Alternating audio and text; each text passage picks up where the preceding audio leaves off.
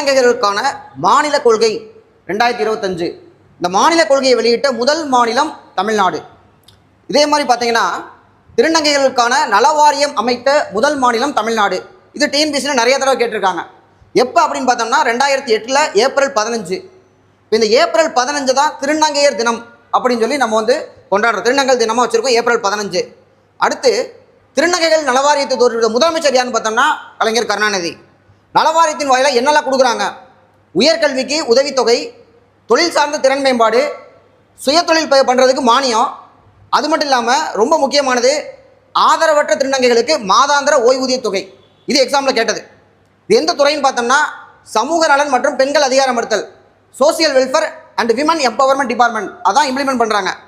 அடுத்து இந்த பென்ஷனுக்கு மாதாந்திர ஓய்வூதிய தொகைக்கு எவ்வளோ வயசுங்கிறது டிஎன்பிஎஸ்சி கொஸ்டின். 40 வயசுக்கு மேலே இருக்கணும். ஆதரவற்றவர்கள் எவ்வளோ கொடுப்பாங்க? மாதம் 1500 ரூபாய். விருது பார்த்தோம்னா 2021 விருது கொடுக்குறாங்க. இதில் 2021 ஆண்டுக்கு கிரேஸ் பானோ அப்படிங்கிற விருது கொடுத்துருக்காங்க. இது ஆல்ரெடி டிஎன்பிஎஸ்சியில் கேட்டாச்சு. 22 மர்லிமா முரளிதரன், 23 பி ஐஸ்வர்யா, 24 சந்தியா தேவி, 25 இது கேட்கறதுக்கான வாய்ப்பு இருக்குது. கா பொன்னி மற்றும் ஆர் ரேவதி 1 லட்சம் ரூபாய் காசால கொடுப்பாங்க. இந்த பட்ஜெட்டில் ஒரு முக்கியமான அறிவிப்பு என்னென்னா புதுமை பெண் தமிழ் புதன் திட்டத்தில் திருநங்கையரை சேர்த்துக்கிறாங்க.